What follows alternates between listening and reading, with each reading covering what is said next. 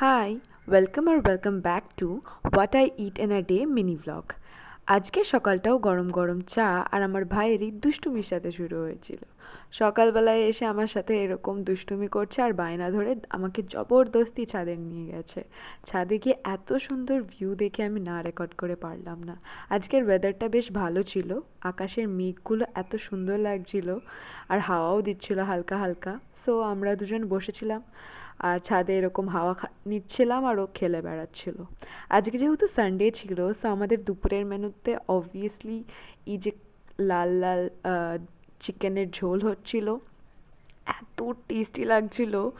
আমি মানে অনেকক্ষণ ধরে এটাই শুধু রেকর্ড করে যাচ্ছিলাম আর এদিকে আমার মাসি রান্না করছিল।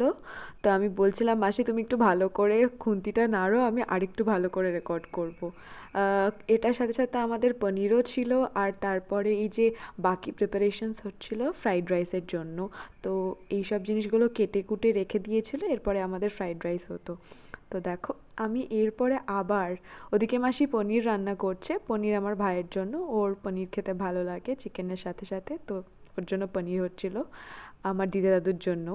দেন আমি আবার আরেকটা শট নিয়েছি ওপর থেকে। আমি হয়তো ঠিকঠাক করে ভালো করে ক্যাপচার করতে পারিনি, বাট ইন অ্যাকচুয়ালি এইটা খেতে আর দেখতে দুটোই খুব সুন্দর লাগছিল।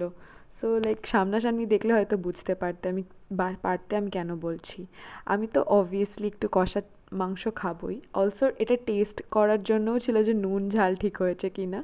তো এটা খেয়ে নিয়ে তারপরে দেখলাম যে স্নান করে এসে ফ্রাইড রাইসও রেডি হয়ে গেছে ওইটুকু টাইমের মধ্যে।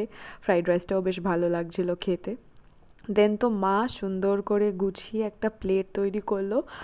মা নিজেও ভিডিও করে ফেসবুকে ছাড়তো আর আমাকে বললো ভালো করে রেকর্ড কর।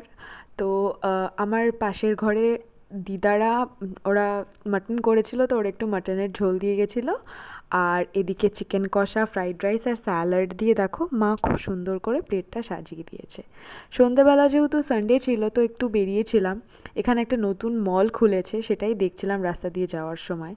আমরা চলে গেছিলাম একটা ছোট্ট মতো ক্যাফেতে, অ্যাকচুয়ালি পিৎজা প্লেসে, বাট জায়গাটা খুব সুন্দর আর কিউট ছিল।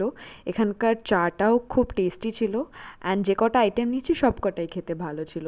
তো স্টার্ট করেছিলাম এই ওদের ওখানকার স্পেশাল পিৎজাটা দিয়ে। রেগুলার সাইজেরই নিয়েছিলাম, কাজ অবভিয়াসলি এটা দেখতে মনে হয় যে অনেক খাওয়া যাবে, বাট তারপরে ফুল হয়ে যায়। এর সাথে একটা মকটেল ছিল, সানরাইজ মকটেল। মকটেলটা খেতে হেভি টেস্টি ছিল, ট্রাস্ট মি, হেভি টেস্টি। তো আমরা অবভিয়াসলি এরকম টেস্ট করছিলাম অ্যান্ড একটু একটু করে এরকম চিজ পুল গরম